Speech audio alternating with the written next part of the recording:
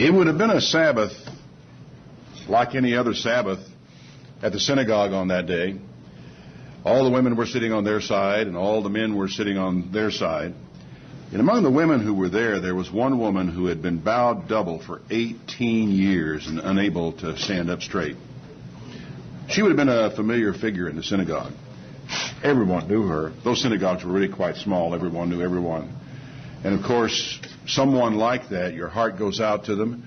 And I have little doubt that many people prayed for her on a regular basis. But on this particular occasion, the man who was sitting and teaching, because you sat to teach in the synagogue, was none other than Jesus of Nazareth.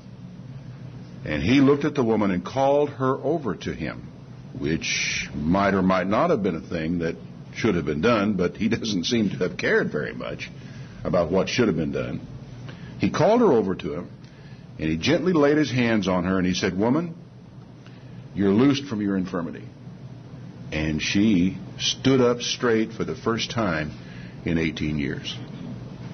Now, I would have assumed, I don't know, I mean, we're a different time, a different place, but if we did something like that today among us, I think there would all be oohs and ahs and probably clapping hands and praising God. And this woman stood up, she started praising God right off the bat. She was profoundly moved by what had happened to her. It's hard to imagine what it would have meant to her to have been loosed in this particular way. It was a wonderful day in the synagogue, except for the reaction of one man, the archai of the synagogue, the ruler of the synagogue, or really chief of the synagogue, more or less, something along the lines of the president of the synagogue. He was indignant, and he scolded the people. You shouldn't be coming in here on the Sabbath day to be healed. There are 6 days in which people can be healed. You know, he says this as though they've been healing 2 people on Monday and 3 on Wednesday and 4 on Friday, and then we have some more next week coming along. I'll bet there hadn't been a healing in that synagogue in who knows how long. And here this woman is healed on this singular occasion, and all he can do is be aware of the fact that somebody broke a rule. Somebody broke a rule. The rule is you're not supposed to be healed on the Sabbath day. We don't heal people on the Sabbath day around here. We only heal them 6 days a week, and we don't do that on the 7th day of the week. Now, the man's reaction was probably a knee-jerk reaction. He did not think before he spoke, but he was the boss in the synagogue, and he started scolding everybody and says, "Don't do this. There are 6 days in which men ought to work. In them, therefore, come and be healed, and not on the Sabbath day." And the Lord answered him. And I think probably in the vernacular of their day, it would have been, "Oh, give me a break. You know, what are you talking about? You hypocrite. Doesn't every one of you on the Sabbath day, every one of you, it's an agricultural community, wouldn't you, Rabbi, go out on the Sabbath day, loose your ox, untie your ass, and lead them down to the water and let them drink on the Sabbath day? You'd do that, wouldn't you?" Then he asked this question, "Ought not this woman, being a daughter of Abraham, whom Satan has bound, lo, these many years, 18 years, be loosed from this bond on the Sabbath day?" And when he said this thing, all his adversaries, that's an interesting word, isn't it? He had adversaries in that synagogue.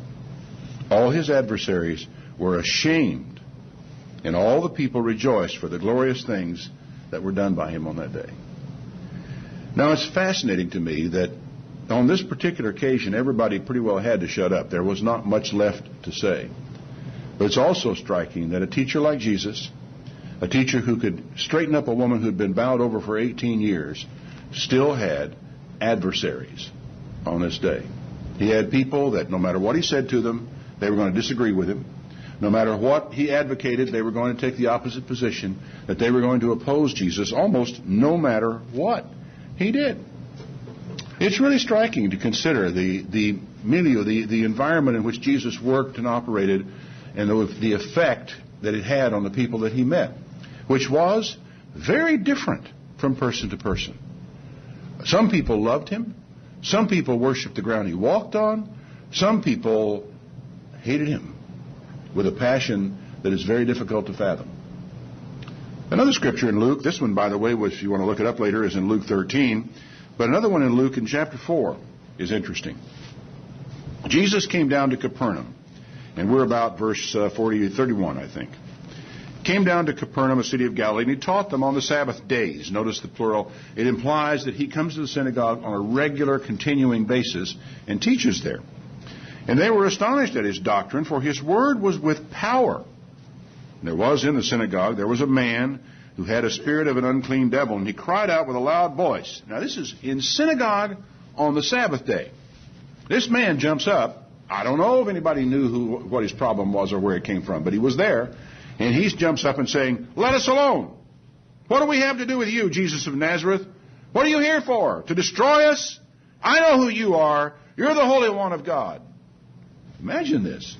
This guy's up there screaming at the top of his voice, pointing fingers at Jesus. "I know who you are. I know who you are. What are you here for?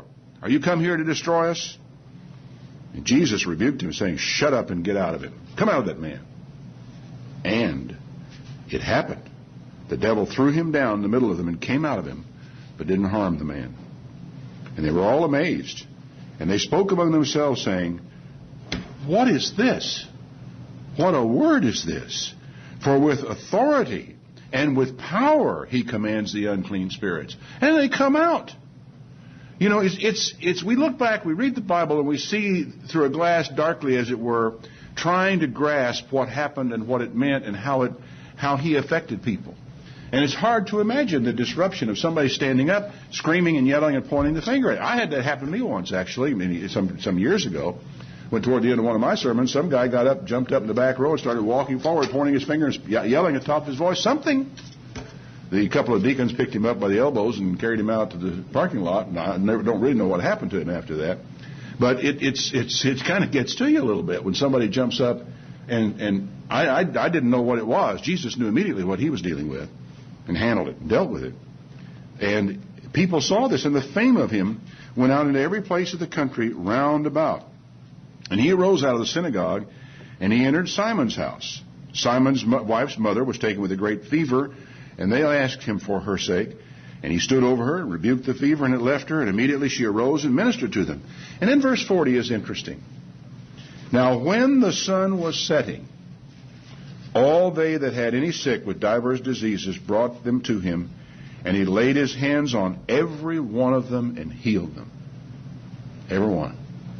But what's fascinating to me is all these poor people waited until the Sabbath day was over to come to Jesus to be healed. Not because he wouldn't heal on the Sabbath, but because they believed and been taught. The rules were, it's wrong to do that. So, they were healed. Devils came out of many of them, crying out and saying, "You're the Christ! You're the Son of God!" They all knew who he was immediately. And he rebuked them and wouldn't permit them to speak because they knew he was the Christ. And when it was day, he departed to a desert place, and people sought him and came to him and stayed him that he should not depart from them. There were people who followed Jesus, begged him to stay around, looked to him on every side. And there were people who wanted to kill him. Those two categories we ran into all the time. In Luke 14, it came to pass, in Luke 14, verse 1, he went into the house of one of the chief Pharisees to eat bread on the Sabbath day. And they watched him. And there was a certain man before him who had the dropsy. And Jesus, answering, spoke to the lawyers and the Pharisees. Because this was a continuing issue with him. The whole idea of the way in which they had built a fence around the law having to do with the Sabbath day, to try to avoid even any accidental breaking of the Sabbath day, their complete and comprehensive set of rules of what you could and couldn't do on the Sabbath day were offensive to Jesus.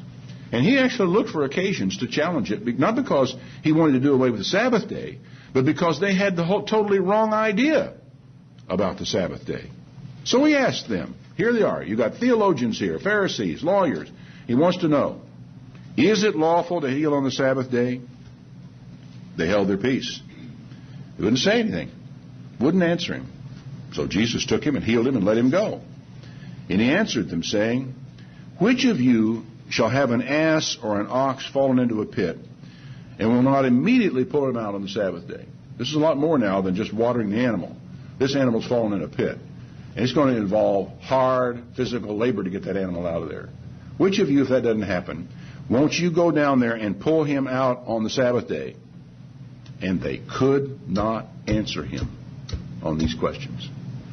Jesus kept provoking, kept challenging the conventional wisdom about the Sabbath day and healing, and as one, just only part of the many things that he was dealing with in these men, to demonstrate once and again that God only has the power to heal.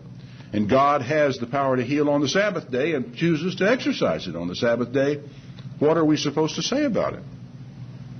But it's interesting. It isn't that they didn't want to answer him. They couldn't. It wasn't that they believed him. They couldn't answer him. It wasn't that they realized that they were wrong and admitted they were wrong and glorified God and said, look what has happened and look what a marvelous miracle is. They went out there gritting their teeth because they couldn't answer what Jesus did. Matthew 12, verse 9. Another occasion. When Jesus left there, he went into their synagogue. And behold, there was a man there who had his hand withered. And for some reason, this particular miracle of Jesus hangs in my mind at all times because the drama of it, the visibility of this. A guy's lying on the bed sick, or maybe he's a bit lame and he gets up and walks. If a man has a fever and you heal him, people could kind of say, well, it's just time for him to get over the fever broke. He wasn't really healed. But this one, everybody knew this man, just like the woman he'd straightened out. He'd been in the synagogue for years, and everybody had seen him walk around with a withered hand. And I guess one of the reasons this hits me in the way that it does is because in my years, when I was a boy, really, there were people that I knew, more than one, who actually had a withered arm or a withered leg. I don't know if it was polio or what it was, but the limb was just like a stick that they held close to the body. There was not much they could do. It was just there, a claw, as it were. And the whole arm was all dried up. And so the visibility of this, the man is here. He could roll up his robe and the arm is there for everybody to look at and to see what's happening in this case. So they asked Jesus on this occasion. He'd asked before, now they ask, is it lawful to heal on the Sabbath day? Because they were looking for something to accuse him on. Mind you, looking for something to accuse him on. And he said to them, what man is there among you that having one sheep, if it falls into a pit on the Sabbath day, will he not lay hold on it and lift it out? Now, I want you to understand something at this point. I feel sorry for animals as much as anything. I'll go out of my way to be tender to an animal. I hate to see animals suffer and so forth. But Paul in one place talks about not muzzling the ox that treads out the corn, and he asks this question. He says, does God really care about oxen? And the implicit answer is obviously not. The idea that Jesus is advancing here and reminding these people of, this is not a matter of tender care for the animal, because if that were all it was, they would have easily have understood the idea of tender care for a living human being, wouldn't they? But you see, if you've got a sheep in a pit on the Sabbath day, and you don't do something about it, and you lose that animal, what have you lost? Money. Money. If you don't water your animal on the Sabbath day, that animal may not give milk when the day is over. You may actually create a situation where the animal can get mastitis if it's a cow. You could create all sorts of problems for your critters if you don't water your critters regularly. You can damage their health. Damage the health, you lose the animal, you lose the money. It was an economic matter that all of them understood. We can go water our animals on the Sabbath day. And Jesus keeps challenging them with this fundamental principle. Well, if a cow, if an ass, if a sheep, why not a man? Especially when all Jesus had to do was say the word. He didn't have to perform surgery. He didn't have to do any work. He just had to say the word. And he did on this occasion. Took the man, healed him, and let him go. Actually, one of the other accounts of them tells him, well, you had the man stretch out your hand, hold your hand out, and the man did it, and it was restored just like the other one. Now, what are you going to do with that? Because Jesus didn't even say be healed. Jesus didn't touch him. Jesus didn't lay hands on him. All he said was, wrap your hands around behind your back and looked at the man and say, stretch your arm out. And this man with his withered, dried up clod was able to stretch his hand, and right in front of the eyes of everybody in that synagogue, the whole arm, hand, and everything was restored perfectly. What do they think about that? The Pharisees went out and held a council against him, how they could destroy him. And you know, you could even make the case he didn't heal the guy, because he didn't do anything. He just told the man, stretch out your arm. And the man stretched his arm out, and the arm was healed. Now this is fascinating. The whole story and the sequence of these things is fascinating. And in John 5, there's another one of these instances that's interesting in this regard. In John 5 and verse 1. After this there was a feast of the Jews, and Jesus went up to Jerusalem. There is at Jerusalem by the sheep market a pool called Bethesda, having 5 porches. And I think we get the Bethesda Naval Hospital in Washington, D.C. gets its name from this pool. In these lay a great multitude of impotent folk, of blind, halt, withered, waiting for the moving of the water. For an angel went down at a certain season into the pool and troubled the water, and the first person in was healed. Now there was a man there. This man had had an infirmity for 38 years. 38 years. A lot of people in this room haven't got that far in life yet. 38 years this man had been this way. And Jesus saw him, and he knew how long he had been there. He said, would you like to be made whole? Now the man who was lying there looked up at him, and never occurred to him what was coming down. Because his immediate thought was, well, yes, I would like to be made whole, but I don't have anybody to put me in the pool because the water gets troubled, and as soon as I try to get down there to get into the water, somebody gets there before me, and it's only the first person in that gets healed. Jesus said to him, get up, pick up your bed, walk. And the man was made whole immediately. Picked up his bed, walked. His bed couldn't have been anything more than just a rolled up pallet that he stuck under his arm and walked off. Now, when people saw them, this is the same day as the Sabbath day. The problem was, it wasn't lawful by the Pharisees' rules and regulations for him to carry his bed on the Sabbath day. He couldn't carry that pallet. He had to actually bring that pallet down there before the Sabbath day in order to be there on the Sabbath day. It was unlawful for him to carry it. They said, don't do that. And he answered them, he that made me whole, the same said to me, take up your bed and walk. I mean, I can almost hear him say, what do you expect me to tell him? He's the guy that made me whole. He said, pick up my bed and walk. You mean to tell him? I'm not going to do that. I'd be breaking a rule. Well, hardly. As far as he was concerned, anybody that could heal him in this way had the authority to tell him to pick up his bed. He did it. They asked him, what man said this to you? Take up your bed and walk. And what's interesting is the man who was healed didn't know. He didn't know who Jesus was. He didn't know what he looked like. He didn't know his name. He knew nothing. He didn't even have any faith in Jesus to be healed. So why do you think Jesus did this? It was a deliberate, in-your-face provocation of the Pharisees on the issue of healing on the Sabbath and their stupid little laws about what you could carry and what you couldn't carry on the Sabbath day. It's a direct provocation of these men. That's why he did it here and now. I'm sure he also felt sorry for the man, but he could have healed him quietly and caused no trouble at all. He wanted to cause problems. Anyway, he didn't know because Jesus had gotten away from the crowd. Afterward, Jesus found him in the temple, and he said to him, look, you're made whole. Sin no more, unless you wind up in worse shape than you were before. And the man went to the Jews and told them, it was Jesus who did this and made me whole. And therefore, the Jews did persecute Jesus and sought to kill him because he had done these things on the Sabbath day. Wanted to kill him. But Jesus answered, my Father works hitherto, and I work. And then they sought the more to kill him, because he not only had broken the Sabbath in their eyes, he hadn't broken the Sabbath before God, he had before them, but also said that God was his Father, making himself in their eyes equal with God. And so on it goes. Again and again and again, Jesus faces this mob, this gang of people, performs a miracle, that cannot be denied, and all they want to do as a result of it is to kill him. Turn back to John, if you would, the 9th chapter. John chapter 9.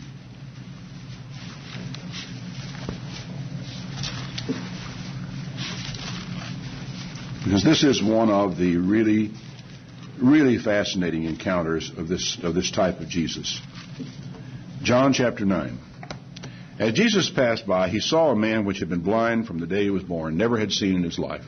Now they tell me that a lot of the seeing that goes on in a person goes on in the brain. It is that it isn't just the eyes that see, the brain actually sees based upon what the eyes send it. And that if a person had been blind all these years, that we have to learn to see, in other words. That merely healing the eyes would not enable a blind man to see. That he has to be healed right through the head, as it were. His brain and his eyes. A great miracle has to take place for a man who was born blind to be able to see, and for what he sees to even mean anything to him. This poor man, he'd never seen his mother's face, never seen a sunrise, never seen a blue sky, never seen a bird fly, had never seen any of this.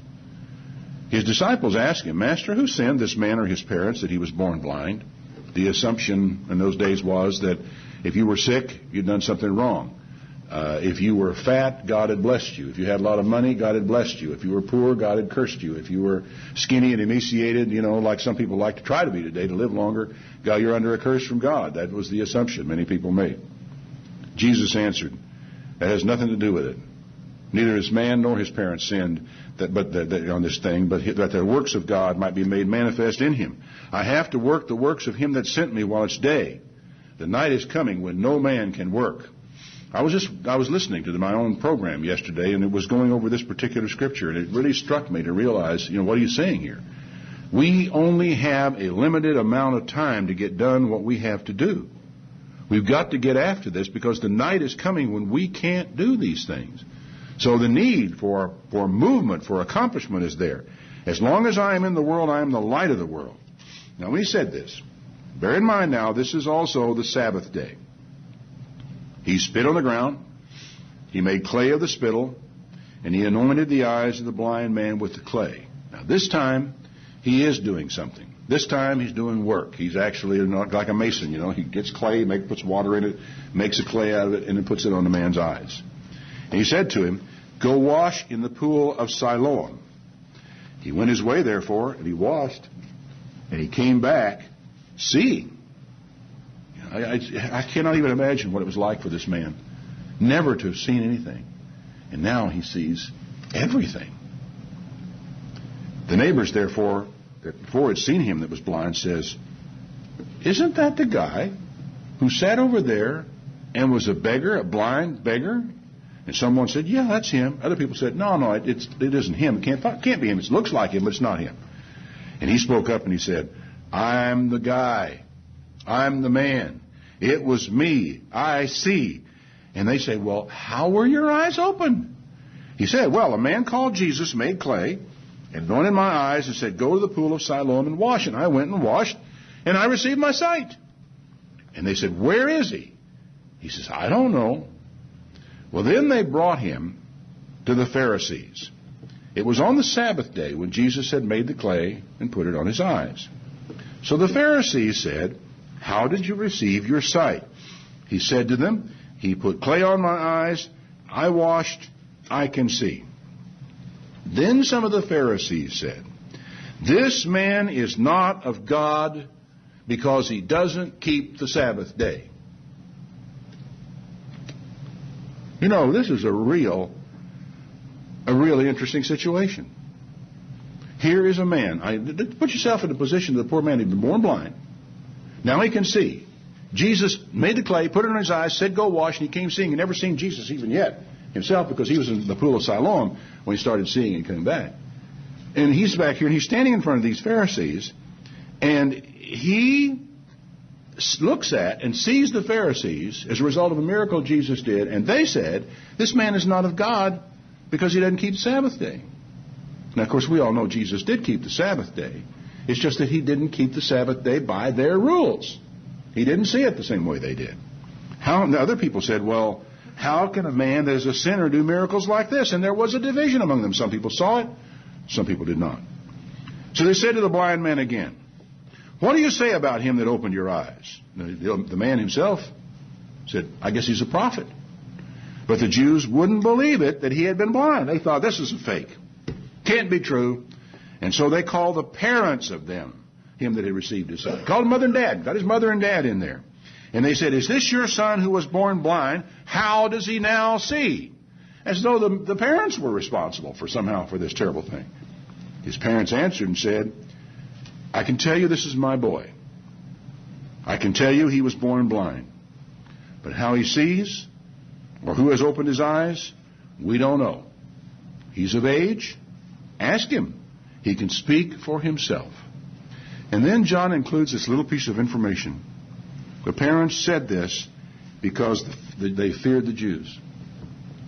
Because the Jews had already said that if any man confessed that he was Christ, that Jesus was the Christ, he would be put out of the synagogue. Therefore his parents said, he's of age, ask him, distancing themselves from him. So they called him back in again. They said, give God the praise. We know that this man is a sinner. Let's just give God the praise. And he says, well, whether he be a sinner or no, I don't know. I can't tell you that. I can't testify on that. I know one thing. I was blind. Now I can see. And so they said, well, now, what did he do? How did he open your eyes? Because what they wanted to do, they wanted to get it in the record that Jesus had made the clay and the spittle. They wanted to be sure they had it down so they could accuse him of breaking the Sabbath day. But this guy, I have to like this guy. I really do. You really have to like his response to this. He says, well, I've told you already, and you didn't hear it. You want to hear it again? Are you going to be his disciples? Now, I'm as sure as I am that I'm standing here that he was being sarcastic at this point. He was not really thinking for 1 minute they were going to be Jesus' disciples or that they were sincere. I think he was smarting off to them, and they thought so too, because they reviled him. And they said, you're his disciple. We're Moses' disciples. We know God spoke to Moses. As for this fellow, we don't know where he came from. And the man said to them, why, herein, and he's still being sarcastic. He is not really ready to roll over at all. He said, why, herein is a marvelous thing. You don't know where he came from, and he has opened my eyes. That, he says, is amazing. Now we know that God does not hear sinners. If any man is a worshiper of God and does his will, God hears him. Since the world began, it was not heard that any man opened the eyes of one that was born blind. If this man were not of God, he could do nothing. And they answered and said, you were altogether born in sins, and you're going to teach us. And they threw him out of the synagogue. Now, I have told you all this today to point out one thing, really, and just basically one thing only. At the end of Jesus' ministry, after all that he had taught, all the miracles he had performed, this man is obviously a charismatic person who is a persuasive person. His ability to teach from the law was phenomenal. People loved to listen to him teach. At the end of all of the time of his ministry, he had the grand total of 120 disciples who stayed with him through the whole thing. I think about this every time I go through the feeding of the 5,000 and the events that took place following that, to realize that when it came down to it, on the day of Pentecost, after Jesus' death, burial, and resurrection, when the Holy Spirit came down, there were 120 total disciples, and that was all. And here's the thing. If people were not persuaded by Jesus' teaching, why should we be surprised that they aren't persuaded by us? If people saw the incredible healings of Jesus and remained unpersuaded of him, why should we be surprised if people are unpersuaded by our arguments? That we can marshal our scriptures. We can lay out our reasoning. We can present our logic. We can show the biblical authority for all the things that we believe. And we can do a thorough job of explain.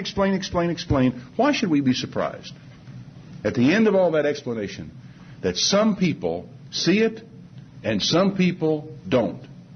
And not only that, some people are mad because you told them. Why should we be surprised? Jesus said the servant is not greater than his Lord. They persecuted me, they'll persecute you. But you know, there's just something that goes on in people's minds and in their hearts. And when you realize this, you just have to deal with it. Now, Paul, being the great debater that he was, he couldn't break through. So many of the Jews, the vast majority of the Jews he went to and talked to, he could not break through on these people. And it bothered him profoundly. That entire section from Romans 9 on through chapter 11 is Paul's lament in a way. It's Paul's analysis of what happened to him as he preached and taught to the Jews, and they turned it down. And the Gentiles came in by droves, and he is trying his best to understand what happened, why it happened, and where it was going. But it was very, very troubling to the Apostle Paul. And there's an incident in his ministry that represents, I think, a kind of turning point for Paul. And there was a day when he was preaching in one of the synagogues. You find it in Acts chapter 13. He'd been preaching in the synagogue, and the Jews sort of sat there and listened, and some may have argued and so forth. Paul was a very powerful debater. Some may not have wanted to challenge him on it. I don't know. But he went through all this, and finally the service was over, and the Jews had gone out of the synagogue. You'll find it in Acts 13, verse 42. The Gentiles begged Paul that he would preach the same words to them the next Sabbath day. We want to know more about this. We'd like to have it in greater detail. And when the congregation was broken up, many of the Jews and religious proselytes followed Paul and Barnabas, who, speaking to them, persuaded them to continue in the grace of God. And the next Sabbath day, almost the whole city came together to hear the word of God.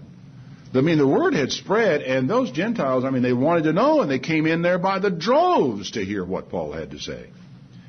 When the Jews saw the multitude, they were filled with envy and spoke against those things that were spoken by Paul, contradicting and blaspheming. So here we are again. If Jesus couldn't persuade them, why should we think we're going to have any better luck? If Paul got this kind of reaction from some people, why should we be surprised if we get this kind of reaction from some people? Some will listen, some people won't. And there's not much you can do about it when all says that. And it's not a question of the cleverness of your arguments. It really isn't. It is a matter of whether or not that person is ready to hear or whether they're not. And whatever their motivations are. We now know precisely what the big problem was with the Jews at this time. It was envy in no uncertain terms. Paul was successful where they had not been. So finally, Paul and Barnabas waxed bold and said this: it was necessary that the word of God should first have been spoken to you. But seeing you put it from you, and judge yourselves unworthy of everlasting life, lo, we turn to the Gentiles. For so has the Lord commanded us, saying, I have set you to be a light to the Gentiles, that you should be for salvation to the ends of the earth. He came to a place to where he said, I'm not going to talk to you anymore. We have nothing more to discuss. You have decided what you're going to do and the direction you're going to go, and I can't be bothered with it anymore. From this day forward, I am turning to the Gentiles.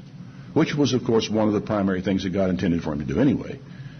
I get the feeling with Paul that it took him a little longer than it might have taken for this lesson to really sink in on him, that he was supposed to be going to the Gentiles. You have this really fascinating and longish section in Romans where he talks about the olive tree and how he says it was necessary that we break out the old branches. We had to break off the old branches to make room so the Gentiles could be grafted into this tree. And it's interesting to me to think about what Paul says in Romans there about this question of almost the casting away, the getting rid of the Jews, the brushing of them aside, which in a sense is what Paul does on this day.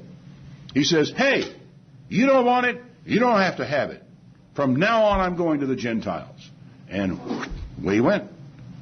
And it was as though the branches were all broken out of the tree to make room for the Gentiles. For if Paul had continued to debate and to argue and to debate and to argue with these Jews Sabbath after Sabbath after Sabbath, what would the result have been? Nothing. Nothing but argument and words. And I had a very good friend once upon a time who told me this, and I have concluded that it is true. If the devil can't get at you any other way, he will waste your time. And if Paul had continued to try to argue with these people, he would have been wasting precious, valuable time that needed to be turned and addressed to those people who did want the word and were ready to receive it and ready to change their lives. There is, the point I think that I'm driving at in this sermon, there is a grave danger that in continuing to pursue people who remain unpersuaded, that we will neglect people who are starving for the gospel and who want it more than words could ever tell you. I believe in a way there is a strong parallel between the Jews of Paul's day and the religious people of our own day, the religionists, as I would put it, the church people, who will argue till the cows come home about doctrines.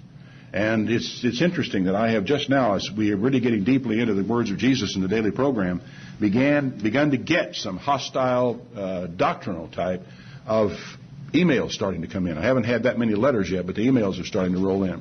And it's interesting to it. You know, I can see very quickly how easy it would be, reading the email, to get involved in a debate with this guy and to totally and completely waste my time.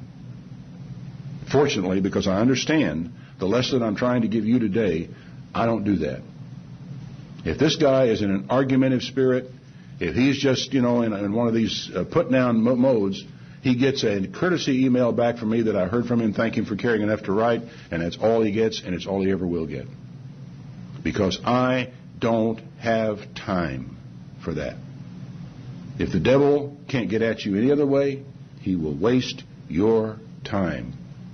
But on the other hand, there are the people who come and say, you said something on the program that I don't understand. And they ask a question. I have all the time in the world for a person like that. And I don't feel that I should ever allow the arguing and bickering and the people who want to argue religion to interfere with the teaching of new people the Bible would call little ones who want to understand the truth of God. Now, this is where I stand, and I think it's where you should all stand as well. That nothing is more pointless than arguing religion. Nothing. It's just utterly and completely pointless. Basically, you shrug your shoulders and say, really, that's what you believe. And then go on to something else, because the person that you're going to ultimately be able to help will not have that kind of an argumentative, bickering, hard-nosed spirit. And when you detect it, and with the Holy Spirit in you, you ought to be able to detect it. You have to make a decision, like doctors make a decision in triage, to not fool with that person. And that's true of people who are members of some church here or somewhere who have a doctrinal belief they want to argue with you about. It's true of all of these some of these ideas about trying to get the churches back together and to reconcile people and so forth. There are people who want to reconcile with them. And the rest of them, leave them alone. It won't do you a bit of good to pursue any of that kind of thing, because the barriers have built so high in their own minds, you will never be able to transcend them or get across them. John 10. Jesus says this, Verily, verily, I say unto you, he that enters not by the door to the sheepfold, but comes up some other way is a thief and a robber. He that enters in by the door is the shepherd of the sheep, the guy that comes straight forward, doesn't pretend or come around the sides. To him the porter opens, and the sheep hear his voice. He calls his own sheep by name, and he leads them out. And when he puts out his own sheep and goes before them, the sheep follow him because, look at what he says, because they know his voice. Now, I want to tell you something that's very interesting to me, and I've got a lot of years behind me of learning this lesson, and I've been very slow to pick up on it at times, that I encounter people all the time who know his voice and people who don't. I just do. There are people, when you open up the Bible, show them something out of the Bible, they say, well, look at that. They recognize. It registers with them. There are other people who look at the same thing. You might as well have shown them something that's written in an entirely different language for all of the information that actually crosses into their mind or in their head. They don't know the voice. So out there, There are people who, if called, would recognize the voice, would respond to the voice. Jesus said they won't follow a stranger. They'll flee from him. They'll run from him. They don't know the voice of strangers. Jesus spoke this parable unto them, but they didn't understand what he was saying. He said again, I'm telling you, I'm the door of the sheep. Everybody that came besides me is a thief and a robber. But the sheep wouldn't listen. I am the door. By me, if any man enter in, he shall be saved and shall go in and out and find pasture. The thief, he's only here to kill and destroy. I'm come that they may have life and have life more abundantly. I'm the good shepherd. The good shepherd gives his life for the sheep. He that's a hireling gets his pay, and not the shepherd. He doesn't care. He sees the wolf coming and leaves them and runs for himself, and the wolf catches them and scatters the sheep. The hireling flees because he is a hireling and doesn't care for the sheep. I'm the good shepherd. I know my sheep and am known of mine. My sheep know me, he says. He goes on to say, as the Father knows me, even so I know the Father, and I lay down my life for the sheep. And consider this. I have other sheep that are not of this fold. I have to bring them too. They shall hear my voice, and there shall be one fold and one shepherd. And what he's talking about here is the Gentiles. That there are all kinds of people. He says, I have, present tense, other sheep that aren't here. I got to go get those other sheep and bring them, because there's going to be one fold and one shepherd. We're not going to have a Gentile fold and a Jewish fold. There's going to be one, and that's all. Now, people either recognize the voice of Jesus in the message, or they don't recognize it. Our job is to be sure that those people who are God's get a chance to hear his voice. And that's the tricky part of it. Now, there was another occasion with Paul, which I think is very revealing and might help us to understand something. I've mentioned this passage before. I mentioned it again in this context. Acts 18, verse 1. After these things, Paul departed from Athens and came to Corinth, and he found a certain Jew named Aquila. He had been born in Pontus and lately had come over from Italy with his wife Priscilla, because Claudius had commanded all the Jews to depart from Rome. So he joined in with them, and because he was of the same craft, a tent maker, he abode with them and worked. There by their occupation they were tent makers. So he reasoned in the synagogue every Sabbath day and persuaded the Jews and the Greeks. And when Silas and Timothy came from Macedonia, up until this time, what Paul did was essentially argue the law with the Jews in the synagogue. But when they came down, he was pressed in the Spirit, and he testified to the Jews that Jesus was the Christ. And when they opposed themselves, that means basically when they set themselves in opposition and blasphemed, he shook his raiment and said to them, your blood be on your own head. From henceforth, I'm going to the Gentiles. And he departed, and he entered into a certain house of a man named Justus, one that worshipped God, whose house joined hard to the synagogue. Crispus, the chief ruler of the synagogue, actually believed on the Lord with all of his house, and many of the Corinthians, and I think by that he means non-Jews, believed and were baptized. And then something really remarkable happened. The Lord spoke to Paul in the night by a vision, and he said, don't be afraid. Speak. Don't hold your peace, for I am with you, and no man shall set on you to hurt you, for I have much people in this city. These are the sheep that they were supposed to go out. And I've said all that to you today to try to underline for us a very important truth. That we're not going to create these sheep. We're not going to create these disciples by argumentation. We're not going to create them by persuasion, although God knows we need to know the Scriptures. We need to be able to present them. We need to be able to explain the truth to people so they will understand it. But we are not going to create sheep by argumentation or by persuasion or by logic or by lists of Scriptures that we can quote for them. Because you can do that to your heart's content, and you will never get results unless you're talking to someone who will recognize the voice. And there's a difference. And I think it's crucial that we in the church today, in this generation in which we live, have got to realize that we have an adversary out there who will do everything in his power to waste our time. And when people won't listen, and when they won't hear, and when their mind is made up, and when they've created barriers between us that they aren't willing to take down, all you can do is leave them alone. Strictly alone. And turn your heart and turn your attention elsewhere. As I said, there's a parallel in a lot of ways between the Jews of Paul's day and the church of today in some ways.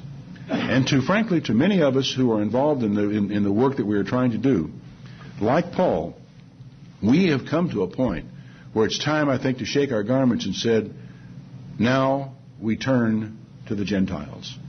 We have to go looking for those people who will recognize the voice and who will respond to it. Because Paul went on in Romans to tell us this, that the time is coming out in front of us when God will do something about those people that we can't persuade now. That it will be His job, His task, He will have to do it, for it is beyond our capacity. We have all we can do to see to it that those scattered sheep of God out here in the world, whoever they are, hear the voice and get a chance to recognize the voice that they know.